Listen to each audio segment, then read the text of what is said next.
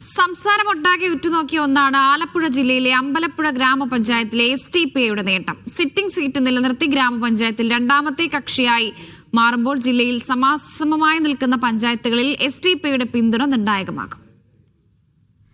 തദ്ദേശ തെരഞ്ഞെടുപ്പിൽ കോൺഗ്രസ് വ്യക്തമായ ആധിപത്യം നഗരസഭകളിൽ നേടിയപ്പോൾ ഇടതുമുന്നണി ഗ്രാമസഭകളും ബ്ലോക്ക് പഞ്ചായത്തുകളും കൈവിടാതെ നിലനിർത്തി. ജില്ലയുടെ അകത്ത് സംസ്ഥാനം ഒട്ടാകെ ഉറ്റുനോക്കിയ ഗ്രാമപഞ്ചായത്താണ് അമ്പലപ്പുഴ വടക്ക് ഗ്രാമപഞ്ചായത്ത്. കഴിഞ്ഞ വർഷം 4 സീറ്റുകൾ നേടിയ ഗ്രാമപഞ്ചായത്തിൽ 6 സീറ്റുകൾ നേടി SDPI പ്രതിപക്ഷത്ത് വന്നു. UDFുമായി സഖ്യം കൂടിയാൽ അമ്പലപ്പുഴ ഗ്രാമപഞ്ചായത്തിൽ അധ്യക്ഷ സ്ഥാനത്തിന്റെ സാധ്യതകളും തള്ളിക്കളയാൻ സാധിക്കില്ല.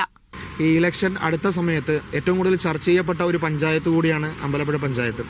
അവിടെ നിലവിൽ LDFന് 9, SDPI 6, അതുപോലെ തന്നെ UDF 3, വെൽഫെയർ പാർട്ടി 1 എന്ന നിലയിലാണ് അവിടുത്തെ കക്ഷിനില.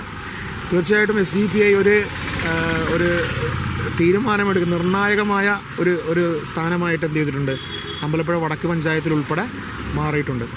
ആലപ്പുഴ നഗരസഭയിൽ സിറ്റിംഗ് സീറ്റിൽ വിജയിച്ച SDPIയുടെ പിന്തുണ നഗരസഭയുടെ ഭരണ സംവിധാനം തീരുമാനിക്കുന്നതിൽ നിർണായകമാകും. 23 സീറ്റ് ഭൂരിപക്ഷമുള്ള UDFന് സ്വതന്ത്ര സ്ഥാനാർത്ഥിയുടെയും SDPIയുടെയും പിന്തുണ ആവശ്യമാണ്. LDFനെ SDPI പിന്തുണച്ചാൽ നഗരസഭയിൽ LDFന് തുടർഭരണം സാധ്യമാകും. മീഡിയ 1 ആലപ്പുഴ.